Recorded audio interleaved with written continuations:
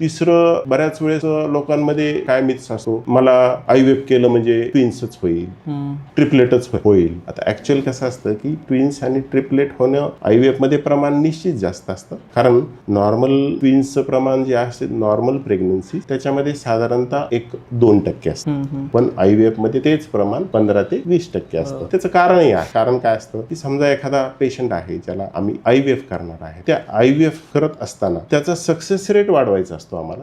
म्हणून आम्ही नॉर्मल जे काही ART गाईडलाईन्स त्याच्यानुसार आम्ही 2 गर्भ तयार केलेले असतात, जे की डे 5 चे असतात, क्वालिटी चांगली असते. ते गर्भपिशवीच्या गादीवर सोडलेले असतात 5व्या दिवशी.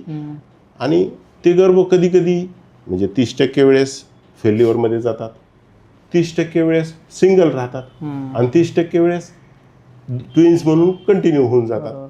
आता कधी कधी ट्रिपलेट होण्यामागचं कारण असतं की एखाद्या पेशंटचा एकच गर्भ आहे, तो एक्स्ट्रा आहे, मग आम्ही अशा वेळेला तिसराही गर्भ सोडतो.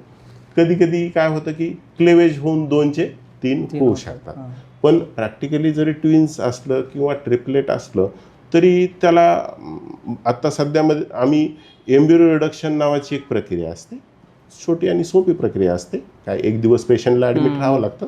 त्याच्यामध्ये आम्ही काय करतो की एम्ब्रियो रिडक्शन म्हणजे काय की त्यातला आपण एक गर्भ साधारणतः 12 ते 14 आठवड्याच्या दरम्यान कमी करतो. आणि तुम्हाला पाहिजे असेल तर तुम्ही एक गर्भ कंटिन्यू करू शकता किंवा कधी कधी 3 असतील तर 2 कंटिन्यू करू शकता.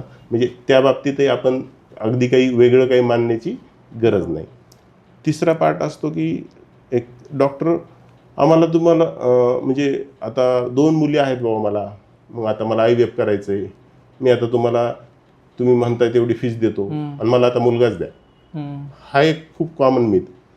पण PCPNDTचे रूल्स एवढे स्ट्रिक्ट आहेत आणि भारतामध्ये स्ट्रिक्टली बॅन आहे. ही गोष्ट लिगली कुठंच होत नाही आणि कुणीही करतच नाही. जरी तुम्ही कितीही पैसे दिले आणि काही झाले तरी ती गोष्ट आम्ही प्रत्येक पेशंटला सांगतो, या गोष्टीबद्दल चर्चाही करू नका. आणि ती इथं गोष्ट होतही नाही आणि कुठलाही डॉक्टर तसं करतच नाही, जरी पेशंटची जरी मानसिकता असली.